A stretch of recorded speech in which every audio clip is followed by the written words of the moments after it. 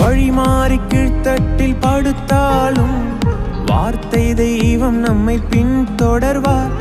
வழி மாறி கீழ்த்தட்டில் படுத்தாலும் வார்த்தை தெய்வம் நம்மை பின்தொடர்வார். நான் கடலின் அலை நோக்கி குதித்தாலும், நான் கடலின் அலை நோக்கி குதித்தாலும் மீனை கொண்டு மீட்பார்.